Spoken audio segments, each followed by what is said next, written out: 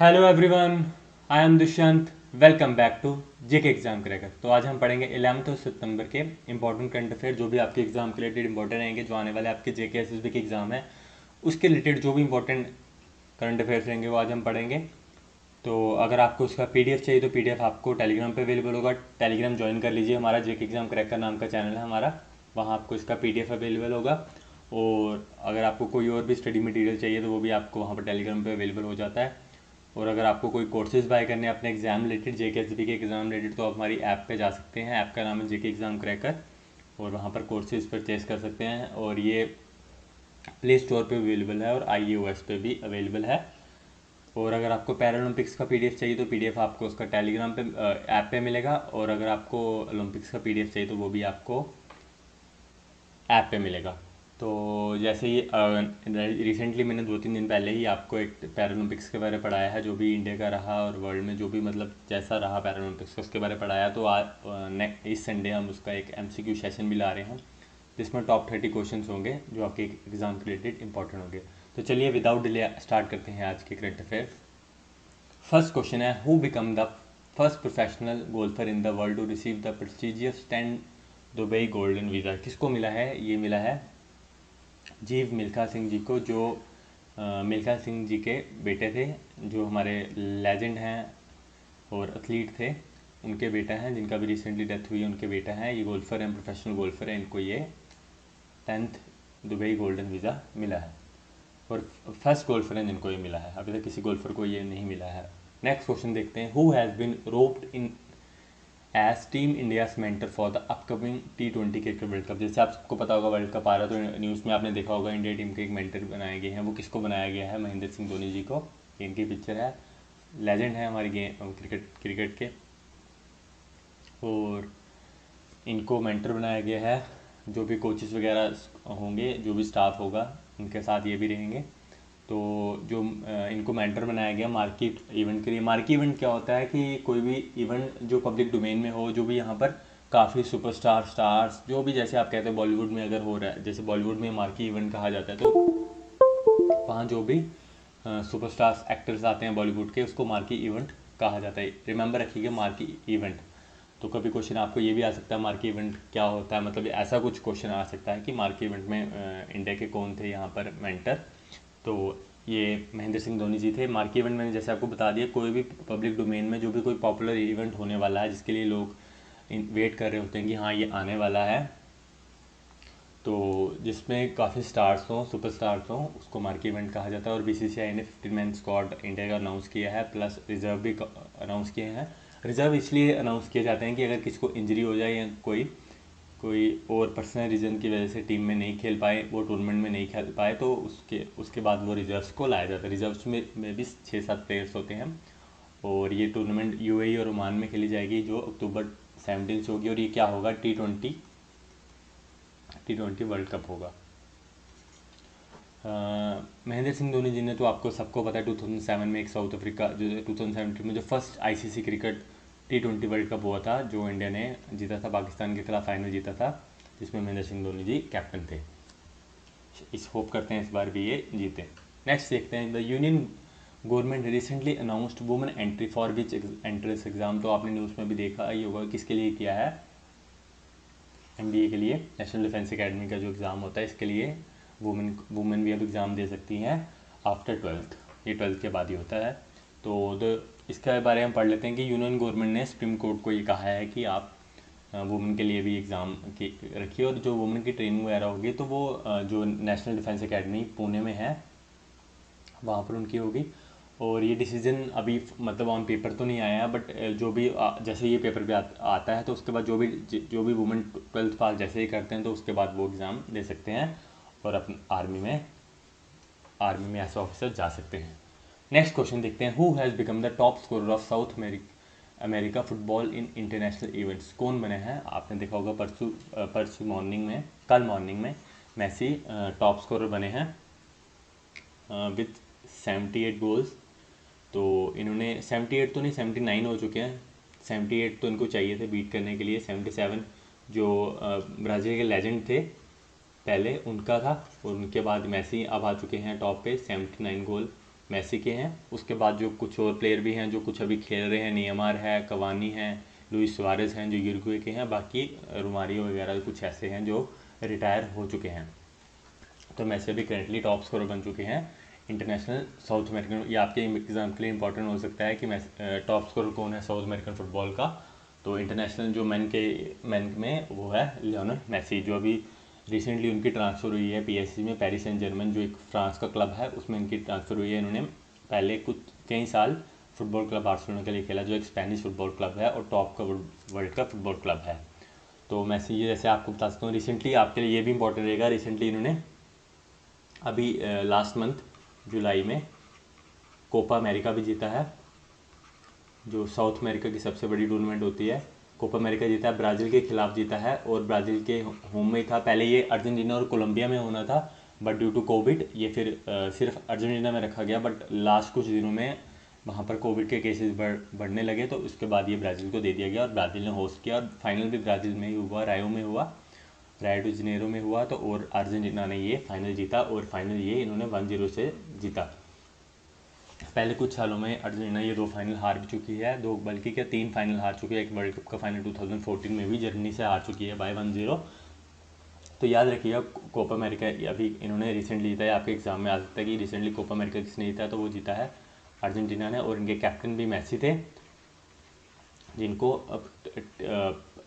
Best player भी award मिला of the tournament, best player award of the tournament. याद रखिएगा बेस्ट प्लेयर अवार्ड भी मिला टूर्नामेंट का इनको। नेक्स्ट देखते हैं, RBI has recently remove which bank from its PCA restrictions. तो किसको किया गया है, यूको बैंक को किया गया है।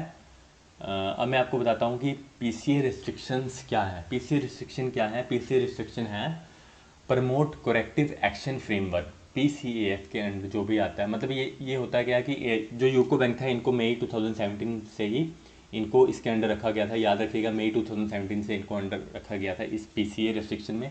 PCA रिस्ट्रिक्शन क्या होता है कि अगर कोई भी बैंक है तो उसकी फाइनेंशियल कंडीशन सही नहीं है और प्रॉफिट लगातार उसका घटता जा रहा है, कम होता जा रहा है, तो उसको इसमें रख दिया जाता है। और जैसे उनका प्रॉफिट बढ़ता है, बैंक स्टेबल मतलब सही हो जाता है, एक स्टेबल पोजीशन में आ जाता है, तो उसको दोबारा इस PCA रिस्ट्रिक्शन से हटा दिया जाता है। याद रखिएगा यूको बैंक का आपके एग्जाम के लिए काफ़ी इंपॉर्टेंट क्वेश्चन है, किसको रखा गया था।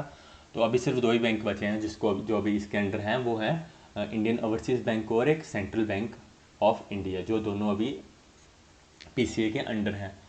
तो RBI ने 2002 में इसको किया था कि जो भी मतलब ये चेक करने के लिए होता गया कि मतलब ये जब ये चीज़ें जो भी बैंक इस फाइनेंशियल कंडीशन के अंडर आते हैं तो फिर इनको PCA के इसके अंडर इसलिए रख दिया जाता है, जो भी रिस्ट्रिक्शन इनके ऊपर लगा दी जाती है। तो ये इसलिए होता है, रिस्ट्रिक्शन तो नहीं लगाई जाती बट इन पर एक नज़र दी जाती है कि ये क्या कर रहे हैं, कैसा हो रहा है, कि क्यों, रीज़न क्या है। तो जब इनका स्टेबल हो जाता है RBI में इसमें हेल्प करती है कि क्या इनका वजह क्या है, तो इसमें हेल्प की जाती है।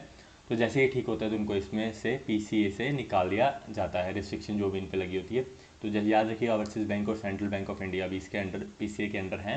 RBI ने 2002 में इसको किया था कि जो भी प्रॉब्लम वगैरह आती हैं बैंकिंग सेक्टर में, जिसमें फाइनेंशियल कंडीशन ख़राब चल रही है बैंक की लगातार, जिसमें प्रॉफिट कम हो रहा है, तो उसको रखा जाता है। तो ये आपके लिए और इम्पॉर्टेंट हो जाता है कि MD और CEO कौन है यूको बैंक के, वो हैं अतुल कुमार गोयल जी और हेडक्वार्टर कलकत्ता में है।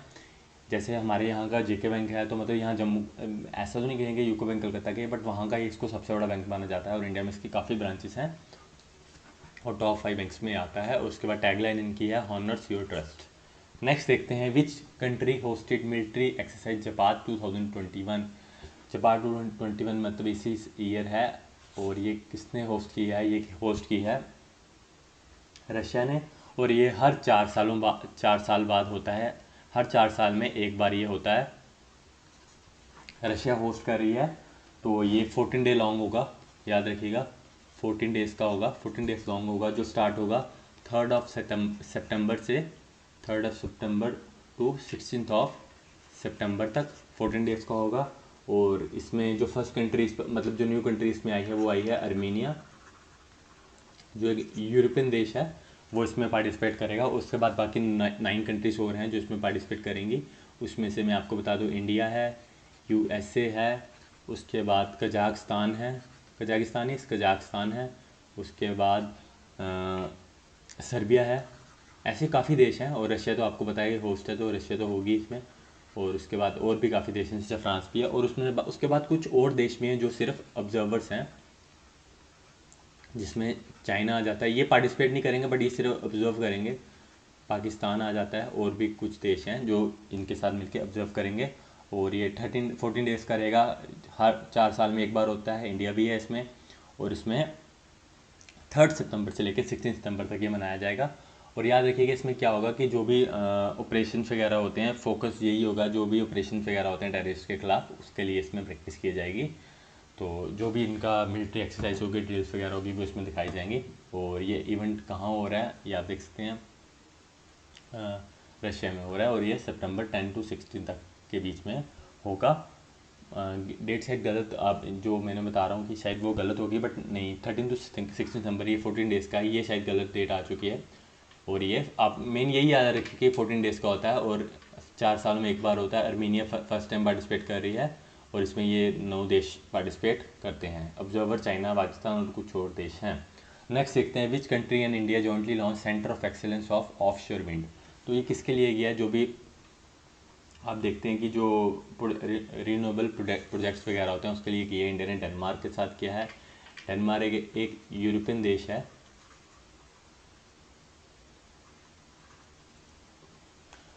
देखो इंडिया ने क्या 450 गीगावाट का इंडिया ने टारगेट रखा है। ये टारगेट कब तक है? ये टारगेट 2030 तक है, इंडिया का टारगेट है। बट इंडिया स्टिल अभी इंडिया का 22 तक जो टारगेट है, वो टारगेट क्या है कि मतलब जो भी इंडिया के जो भी मतलब इंडिया 22 तक इंडिया का जो टारगेट है वो 175 गीगावाट का है।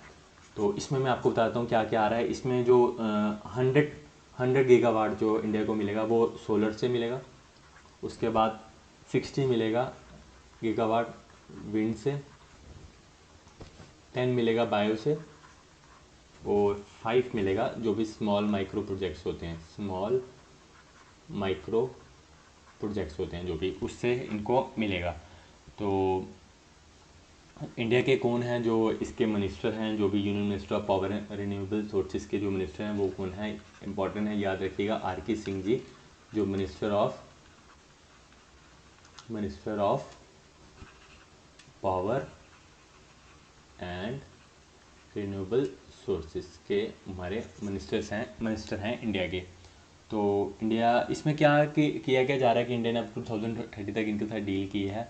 तो इसमें जो भी ये जैसे बताया ऑफशोर विंड होगी, ऑफशोर विंड वही होते हैं, आपने देखे होंगे बड़े बड़े लगे होते हैं, जो भी मतलब फैंस वगैरह जो आप कह सकते हो विंड्स वगैरह के, ये इस तरह के होते हैं। वो आपने देखे होंगे जो फॉर्म्स वगैरह में बड़े बड़े होते हैं, आपने मूवीज़ वगैरह में भी देखे होंगे, ऐसे इस तरह के होते हैं।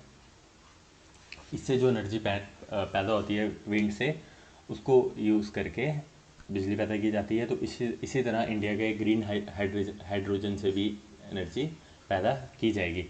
तो इंडिया ने ऑलरेडी बताया गया है कि इंडिया ने ऑलरेडी 146 गीगावाट पैदा कर लिया है अपने रिन्यूएबल एनर्जी पोर्टफोलियो से, ऑलरेडी कर दिया गया। ये शायद कोल का है, हाँ कोल का है, याद रखिएगा किससे किया गया है। ये किससे किया गया है? ये कोल से किया गया है, जो 146 गीगावाट कर दिया। और टारगेट 2030 तक का कितना है? 450 गीगावाट। 2022 तक टारगेट 175 गीगावाट है, जिसका मैंने आपको बता दिया। 100 गीगावाट सोलर का होगा, सोलर विंड वगैरह जो होगा, या सॉरी जो भी लगाया होता है कि जो भी आपने छतों लोगों बड़े बड़े छतों में, होटल्स वगैरह में, लोगों के घरों में भी देखा होगा, जो सोलर पैनल लगाए होते हैं, उससे बनाया गया। 60 गीगावाट विंड से होगा, 10 बायो से होगा, और 5 जो भी स्मॉल माइक्रो प्रोजेक्ट्स होंगे। और मिनिस्टर कौन है पावर ऑफ रिन्यूएबल रिसोर्सेज के? वो हैं आर.के. सिंह। और इंडिया ने किसके साथ की है? डेनमार्क के साथ ये मीटिंग की है। तो नेक्स्ट देखते हैं, डेनमार्क के साथ ये जॉइंटली इनका ये रहेगा। नेक्स्ट देखते हैं, who has been appointed as the new governor of Tamil Nadu. किसको बनाया गया? रविंदर नारायण रवि जी को। इंपॉर्टेंट है आपके लिए एग्जाम के रिलेटेड, किसको बनाया गया? Who has been new governor of Tamil Nadu? Ravinder Narayan Ravi ji को। नेक्स्ट देखते हैं, which country tested first submarine launch हुनाइम्यू 2B बैलिस्टिक मिसाइल। तो किसने की है? साउथ कोरिया ने, जो आपको पता ही होगा, एशियन देश है जिसने ही की है। तो उसके बाद जो ये कौन सी जो सबमरीन थी जिस पे टेस्ट किया गया, ये किया गया है न्यू डुसोंग हान चियांग।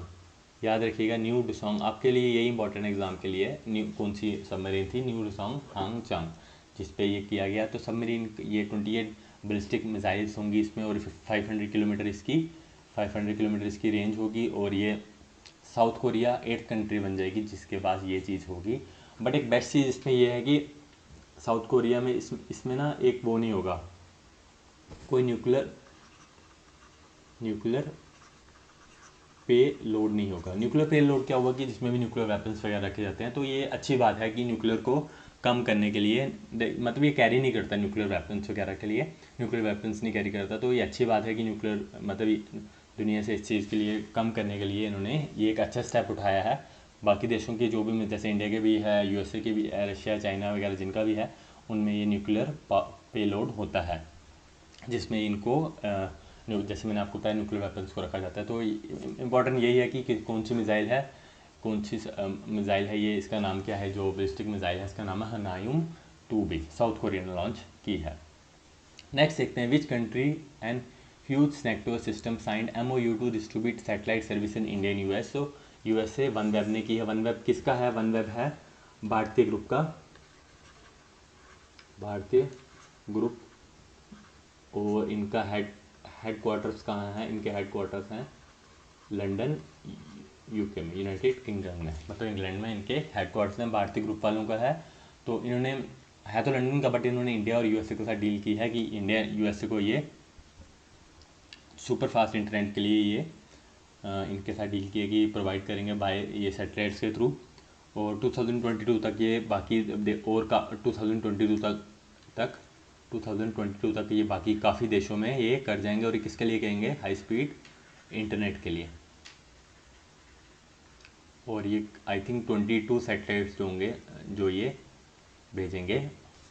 तो इंडिया ने ये डील साइन की है, MOU साइन किया है किसके साथ? वनवेब के साथ, जो भारतीय ग्रुप का हेडक्वार्टर लंदन में है और इंडिया यूएसए इस डील में होंगे। तो यही है हाई स्पीड इंटरनेट के लिए। तो आज के लिए आपके लिए इतना ही था। रोज़ रात को आपको 9 बजे हमारे करंट अफेयर्स वीडियोस मिल जाएंगी हमारे यूट्यूब चैनल पे। आप यूट्यूब चैनल को सब्सक्राइब कर लीजिए और हमारा बेल आइकन को प्रेस कर लीजिए कि आपको जो भी इंपॉर्टेंट वीडियोस, हमारी जो भी वीडियोस आती हैं जब भी अपलोड हो तो आपको नोटिफिकेशन मिल जाए। और अगर आपको इसका PDF चाहिए तो PDF आपको टेलीग्राम पर अवेलेबल होगा। और अगर आपको कोई और स्टडी मटेरियल चाहिए तो वो भी आपको टेलीग्राम पे अवेलेबल होगा। तो अगर आपको कोई कोर्सेज बाय करने हैं अपने JK SSB के एग्ज़ाम के रिलेटेड, वो आप, जैसे मैंने बताया कि आप हमारे JK एग्ज़ाम क्रैकर ऐप पे जाके देख सकते हैं और बाय कर सकते हैं। वहाँ मॉक टेस्ट वगैरह आपको सब मिलेंगे, वीडियोस वगैरह, मटेरियल, PDF वगैरह सब प्रोवाइड होगा। और अगर आपको वर्ल्ड न्यूज़ जाननी है या एग्ज़ाम रिलेटेड कुछ भी जाना है, JK SSB की जब भी कोई अपडेट रहती है तो हम उसी टाइम वो डाल देते हैं अपने इंस्टाग्राम चैनल पे, इंस्टाग्राम पेज है हमारा JK एग्ज़ाम क्रैकर का। होप करता हूँ आपको काफ़ी कुछ सीखने को मिला होगा। Thank you so much.